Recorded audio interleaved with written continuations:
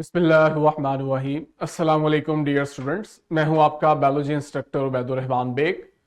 बच्चों, हम लोगों ने कल 11th ग्रेड की बायोलॉजी का आगाज किया था और मैंने आप लोगों को अंडरस्टैंड करवाया था कि जब भी हम कोई भी टॉपिक स्टार्ट करेंगे किसी भी चैप्टर का, तो आप देखोगे कि हम उस टॉपिक में जो SLO की डिमांड है इसे कवर करेंगे।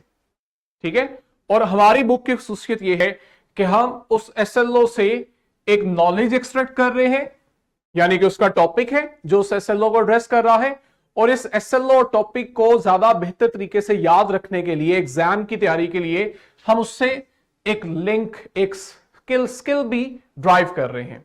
स्किल जो है उससे रिलेटेड आपको वर्कशीट दी जाएगी, आपको ओवरऑल पूरे SLO से रिलेटेड SLO से रिलेटेड क्वेश्चन बैंक दिया जाएगा ताकि आप जो है हर टॉपिक को अच्छे से याद करें। अब हमने कल जो फर्स्ट टॉपिक स्टार्ट किया था उसमें ये दो SLOs थे जो हमने एड्रेस करने थे। पहला SLO जो है जिसमें सेल की बेसिक प्रॉपर्टीज को और सेल को as a unit of life discuss करना था, ये हम लोग कल स्टार्ट कर चुके हैं। स्टार्ट के अंदर, प्री रिक्विजिट के अंदर मैंने आप लोगों को बताया था कि आप लोग ये टॉपिक 9th में पढ़ चुके हो। चूंकि वर्टिकल लिंकेज चल रही है हमारे करिकुलम के अंदर, तो 9th में हम एक चीज को अगर बेसिक लेवल में पढ़ रहे हैं तो फर्स्ट ईयर में हम उसी को थोड़ा एडवांस जाके पढ़ रहे होते हैं। 9th के अंदर आप लोगों को एक हिस्ट्री बता दी गई थी कि कौन कौन से साइंटिस्ट हैं जिन्होंने मिलके सेल थ्योरी डेवलप करने में अपना रोल प्ले किया था। और सेल थ्योरी जो थी उसके 3 पिलर्स थे। नंबर 1, आपके पास तमाम लिविंग ऑर्गेनिज्म जो है, मैंने बताया था कि ये सेल्स के बने होते हैं। सेकंड, इसका पॉइंट ये था कि सेल जो है ये लाइफ का स्ट्रक्चरल यूनिट भी है और फंक्शनल यूनिट भी है। ठीक है, हमने ये बातें आगे करनी है।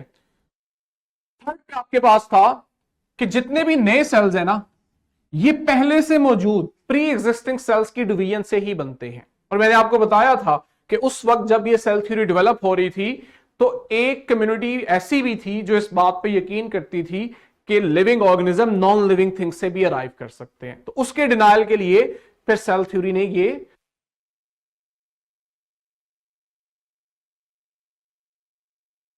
जो हमने स्टार्ट करना है अपना नॉलेज,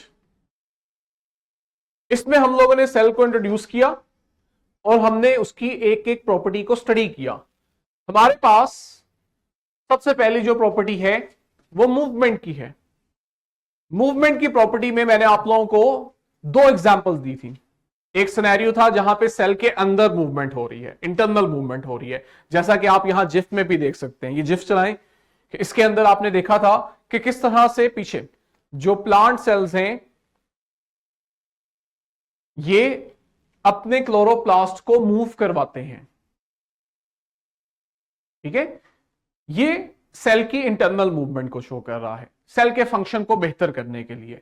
इसी तरह हमने आगे देखा था कि आपके पास, इसको जूम करें, कि आपके पास कुछ सेल्स ऐसे भी हैं जो खुद भी मूव करते हैं, जिसमें हमारे पास व्हाइट ब्लड सेल्स आते हैं। अब व्हाइट ब्लड सेल्स का काम क्या है? बॉडी को जर्म से प्रोटेक्ट करना। ये एक एनिमेशन है जिसमें एक आइडिया दिया गया है कि किस तरह से व्हाइट ब्लड सेल आता है, मूव करता है और बॉडी में मौजूद बैक्टीरिया को किल करता है। ये हमने पहली प्रॉपर्टी कल पढ़ी थी। ओके, नेक्स्ट हमारे पास रेस्पिरेशन थी। अब रेस्पिरेशन जो है ये सेल को एनर्जी प्रोवाइड करती है in the form of ATP। हमने पढ़ा था कि ATP जो है ये सेल की एनर्जी करेंसी है। सेल ने जब भी एनर्जी को यूज करना है अपने डिफरेंट फंक्शंस को, एक्टिविटीज को परफॉर्म करने के लिए, तो सेल वो एनर्जी लेगा ATP से, तभी सेल जो है सरवाइव करेगा। लास्ट जब हमने कल लेक्चर अपना कंक्लूड किया था तो हम होम्योस्टेसिस पे थे। होम्योस्टेसिस मैंने आपको बताया था कि इसमें सेल क्या करता है, अपने इंटरनल एनवायरनमेंट को मेंटेन करता है, स्टेबल करता है। ठीक है, ताकि वो अपने फंक्शंस को नॉर्मली परफॉर्म कर सके। ठीक, एग्जाम्पल के तौर पे जैसे हम देखते हैं जो सेल मेम्ब्रेन है, जहां से चीजें सेल के अंदर आ रही हैं या सेल के बाहर जा रही हैं, सेल मेम्ब्रेन चीजों को फ्रीली मूव नहीं करने देती। ऐसा नहीं है कि जो भी चीज है वो सेल में आ जाए और जो मर्जी चीज सेल से बाहर मूव कर जाए। Cell membrane check and balance का काम कर रही है, इसलिए हम इसको कहते हैं ये सिलेक्टिवली परमिएबल मेम्ब्रेन है, इसमें सिलेक्टिव परमिएबिलिटी है, ठीक है, ताकि सेल के इंटरनल एनवायरनमेंट को मेंटेन किया जाए। क्यों मेंटेन किया जाए? क्योंकि जो सेल के बाहर का एनवायरनमेंट है ना, ये चेंज होगा। जब ये चेंज होगा तो ये सेल में भी चेंजेस लाने की कोशिश करेगा, और सेल को अगर सरवाइव करना है तो सेल को चाहिए कि वो अपने अंदर इन चेंजेस को होने से रोके, या ये चेंजेस कम से कम रखे, ताकि वो अपने नॉर्मल फंक्शन को परफॉर्म करता रहे। ये देखो, ये आपके पास एक एग्जांपल दी गई कि किस तरह से सेल जो है वो ग्लूकोज की ट्रांसपोर्ट कर रहा है। अब ग्लूकोज की ट्रांसपोर्ट जो है वो इसलिए चाहिए कि इस ग्लूकोज को आगे सेल ने रेस्पिरेशन के दौरान यूज करना है एटीपी बनाने के लिए, ठीक है। अब सेल जो है वो इस ग्लूकोज को सेल के बाहर से एक्सपोर्ट कर रहा है। नेक्स्ट आपके पास एनिमेशन है, जिसमें हम देख सकते हैं कि आपके पास ये सेल मेम्ब्रेन से चीजें क्रॉस हो रही होती हैं, ये फ्रीली मूव नहीं करती। कुछ चीजें आपके पास ऐसी भी हैं जो इजीली सेल मेम्ब्रेन को क्रॉस कर रही है, जबकि कुछ प्रोडक्ट्स हमारे ऐसे हैं जिन्हें सेल मेम्ब्रेन से गुजरने के लिए सिलेक्टिव पाथवे चाहिए होता है। स्पेशल प्रोटीन्स होती हैं, हम पढ़ेंगे आगे इसी चैप्टर में, जो सेल को ये रास्ता दे रहे होते हैं, ठीक है। आगे ग्रोथ है जी, जहां से हम लेक्चर को आगे कंटिन्यू करेंगे। ग्रोथ आपके पास ये भी सेल की एक प्रॉपर्टी है। जैसे आपके पास लिविंग ऑर्गेनिज्म ग्रो करता है, इसी तरह आप देखते हैं कि सेल ग्रो कर रहा होता है। सेल के ग्रो करने से ही लिविंग ऑर्गेनिज्म ग्रो करता है। सेल की जो ग्रोथ है वो उसकी साइज में इंक्रीज करने को कहते हैं। जब नए सेल्स बनते हैं तो आपके पास ये जो नए सेल्स होते हैं, इनका साइज स्टार्ट में छोटा होता है, लेकिन आप देखते हो विद टाइम ये जो स्मॉल सेल है ये अपने अंदर न्यू स्ट्रक्चर्स बनाता है, न्यू ऑर्गेनल्स बनाता है, जो जो चीजें इसको चाहिए, जिससे आप क्या करते हो कि सेल के अंदर एक्युमुलेशन ऑफ मास करवा रहे हो। इसको जो चीजें चाहिए वो एक्युमुलेट करवाते हो, जिसकी वजह से सेल का साइज इंक्रीज करता है। और यही फेस जो है सेल को रेडी करता है अगले फेस के लिए। ये बड़ी इंपॉर्टेंट बात है कि जब सेल अपना नॉर्मल साइज प्रिपेयर कर लेता है और जो जो चीजें उसको चाहिए वो उसको एक्युमुलेट कर लेता है, तो सेल फिर एंटर होता है सेल डिवीजन की तरफ, ताकि वो मल्टीप्लाई करे और मल्टीप्लाई करके ऑर्गेनिज्म की भी ग्रोथ करवा सके। जहां पे जिफ आए आप उसे जूम करें ताकि वो स्क्रीन पे अच्छे से हाईलाइट हो। क्योंकि आपके पास मैंने एक सिंपल सी जिफ रखी है जो आपको दिखा रही है कि किस तरह से सेल्स जो हैं वो मल्टीप्लाई करके अपनी तादाद बढ़ा रहे होते हैं ग्रोथ के दौरान। नेक्स्ट हमारे पास है रिप्रोडक्शन।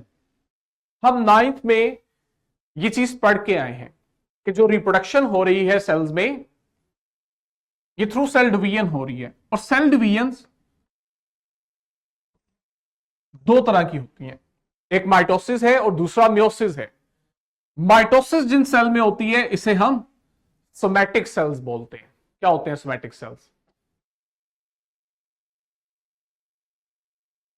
कोई भी आम सेल, इसका मतलब है कुछ खास सेल भी होते हैं। वो क्या होते हैं?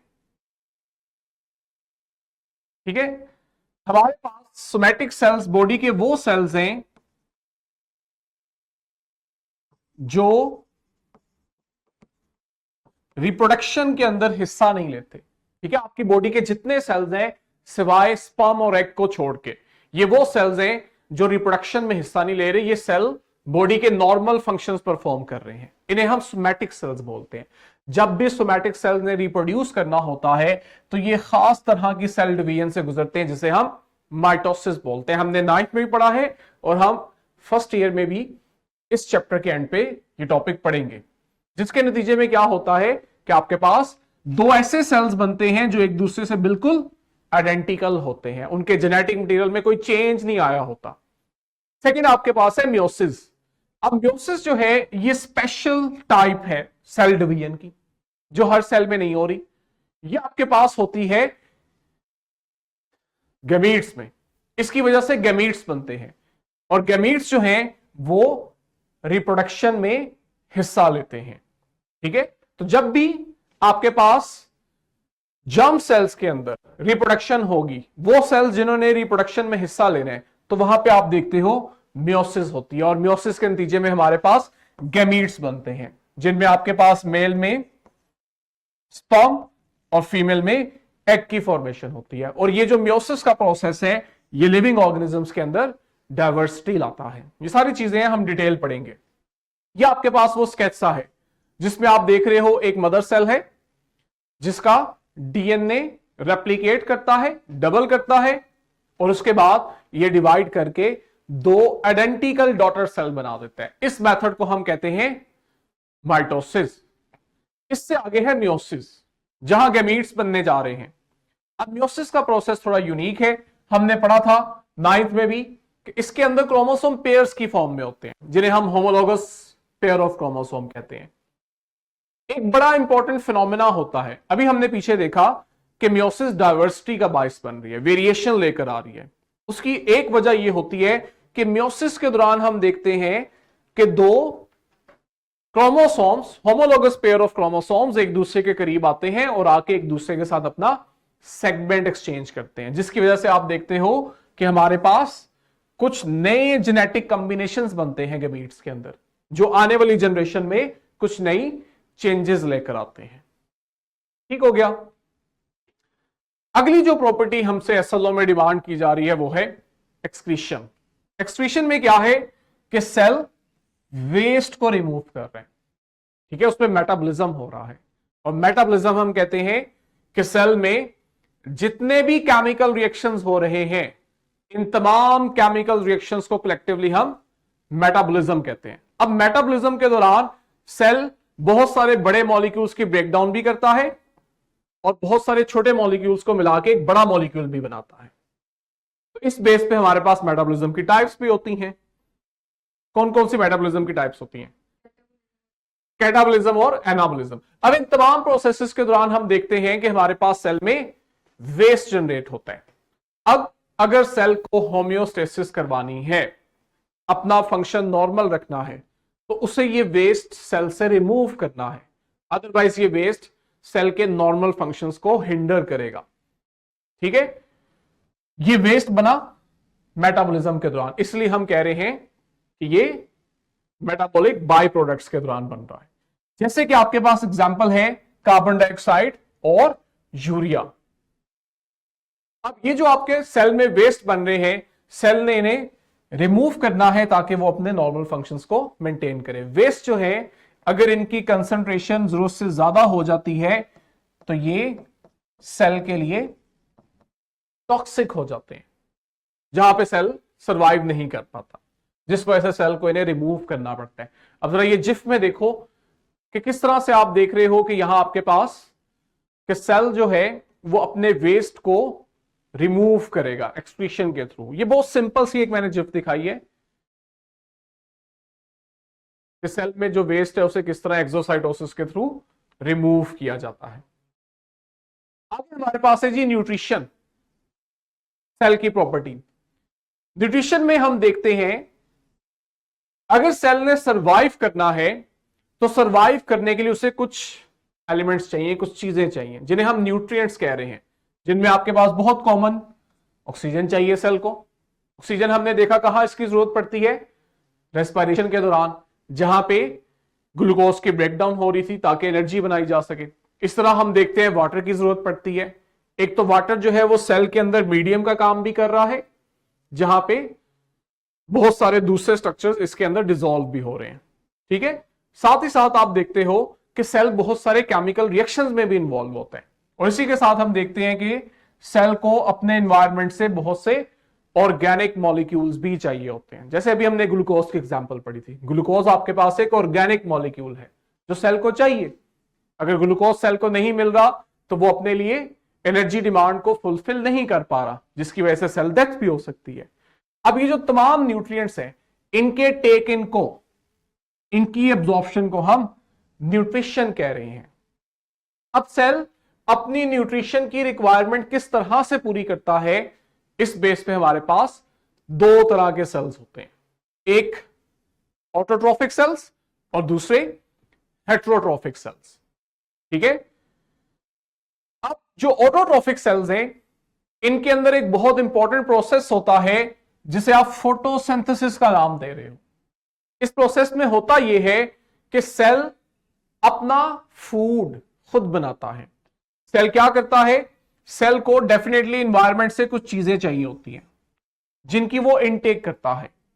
ठीक है, फोटोसिंथेसिस के केस में हमने पढ़ा है कि सेल कार्बन डाइऑक्साइड और वाटर को इनटेक करता है और क्लोरोप्लास्ट और सनलाइट की मौजूदगी में फोटोसिंथेसिस करके अपने लिए फूड बना देता है जो कि सिंपल ऑर्गेनिक मैटर है। और इस फूड को फिर सेल अंदर यूज करता है एनर्जी प्रोडक्शन के लिए। अगर तो सेल ये काम कर रहा है कि वो बाहर से इनऑर्गेनिक कंपोनेंट्स लेता है और फोटोसिंथेसिस के थ्रू ऑर्गेनिक प्रोडक्ट बनाता है, तो ये आपके पास ऑटोट्रोफिक सेल कहलाता है। दूसरी टाइप के जो सेल्स हैं वो हेट्रोट्रोफिक सेल्स आते हैं। हेट्रोट्रोफिक सेल्स जो होते हैं इनमें ये फीचर नहीं होती, ये अपना फूड खुद नहीं बना सकते, इन्हें बाहर से ही बना बनाया फूड चाहिए होता है। ठीक है, तो ये फिर क्या कर रहे हैं, ये बाहर से एक्सटर्नल फूड को पहले एब्जॉर्ब करते हैं और एब्जॉर्ब करने के बाद उसको डाइजेस्ट करते हैं ताकि उससे अपनी एक्टिविटीज को परफॉर्म कर सकें। तो बच्चों ये आपके पास यहां पे पहला एसएलओ जो है उसकी डिमांड पूरी हुई है। अगर हम देखें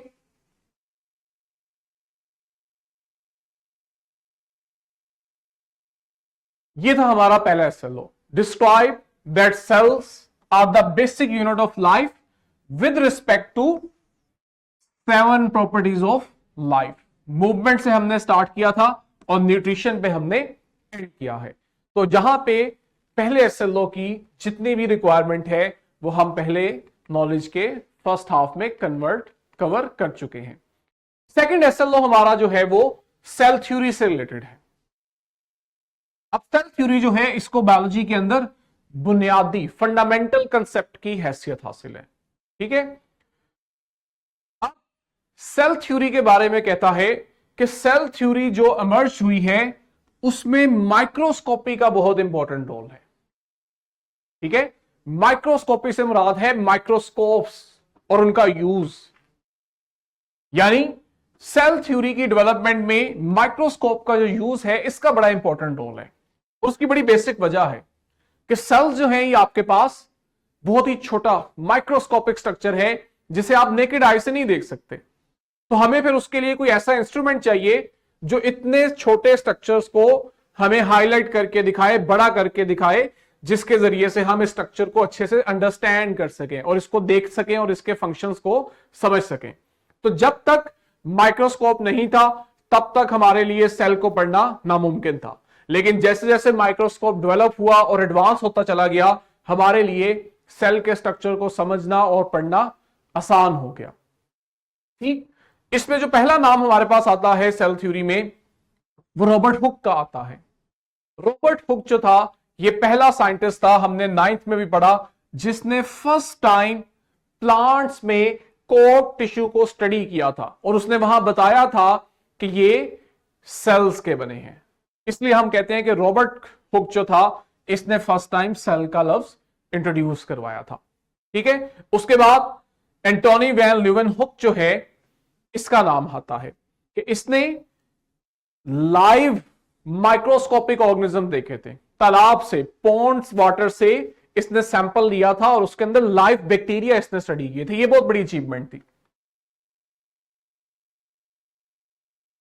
सिग्निफिकेंस की अगर हम बात करें तो इसी में अगर आप आगे देखो तो साथ मिथाइस श्लेडिन और थियोडोर श्वान जो है इनकी भी बड़ी कंट्रीब्यूशन है।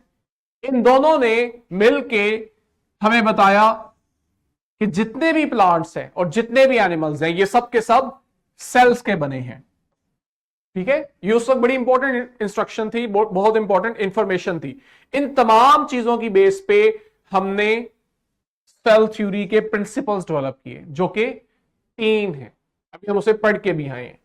सिग्निफिकेंस इसकी ये है कि सेल थ्योरी जो है वो हाईलाइट करती है सेल को, कि आप जितने भी लिविंग ऑर्गेनिज्म पढ़ते हैं उनमें जो बुनियादी स्ट्रक्चर है वो सेल है। ठीक, और इससे हमें फायदा क्या हुआ कि हमने इस बुनियादी इंफॉर्मेशन को यूज किया बाकी बायोलॉजी की डिफरेंट फील्ड्स के अंदर और वहां पे हमने एडवांसमेंट की। क्या कंसेप्ट है? सेल थ्योरी अगेन 9th में हमने बेसिक कंसेप्ट पढ़ा है इसका। तमाम लिविंग ऑर्गेनिज्म सेल के बने हैं। सेल जो है वो स्मॉलेस्ट यूनिट है और जितने भी नए सेल्स हैं वो पहले से मौजूद सेल से बनते हैं। इस थर्ड पॉइंट की बड़ी सिग्निफिकेंस है। उसकी वजह ये, उस टाइम जो थ्योरी ऑफ स्पॉन्टेनियस जनरेशन थी वो बड़ी फेमस थी लोगों के अंदर। थर्ड पॉइंट से हमने थ्योरी ऑफ स्पॉन्टेनियस जनरेशन को नलिफाई किया। थ्योरी ऑफ स्पॉन्टेनियस जनरेशन क्या कहती है कि living organism non living thing से भी अराइज करते हैं। ठीक है, ये आपके पास एक डायग्रामेटिक विजुअल रिप्रेजेंटेशन है। क्या आप देख सकते हो? ह्यूमन है, प्लांट है, फंजाई है, बैक्टीरियल सेल है, जो भी स्ट्रक्चर आप देख रहे हो वो सेल्स का बना हुआ है। सेल्स जो हैं ये स्ट्रक्चरल और फंक्शनल यूनिट हैं। सेल्स जो हैं यही ऑर्गेनाइज होकर आपके पास एक कंप्लीट इंडिविजुअल बनाते हैं और जितने भी नए सेल्स हैं ये पेरेंट सेल की, पुराने सेल की सेल डिवीजन से बनते हैं। अब जो नई चीज हमसे डिमांड की जा रही है ना इस सेलों में, वो है वैलिडेशन ऑफ सेल थ्योरी और साथ ही साथ exceptions to the cell theory. ये एक नई चीज है जो हमने पहले नहीं पढ़ी हुई। क्या ऐसे एक्सपेरिमेंटल प्रूफ है हमारे पास जो सेल थ्योरी के दिए गए प्रिंसिपल्स को सही साबित करते हैं? पहला पॉइंट अगर हम देखें तो आज हम सेल्स को कल्चर करते हैं। सेल कल्चरिंग से मुराद यह है कि आप किसी भी लिविंग ऑर्गेनिज्म से कोई टिश्यू रिमूव करते हो या उसके कुछ सेल्स को रिमूव करते हो तो आप उन्हें लेबोरेटरी में खुद से मेंटेन कर सकते हो, उनकी ग्रोथ करवा सकते हो।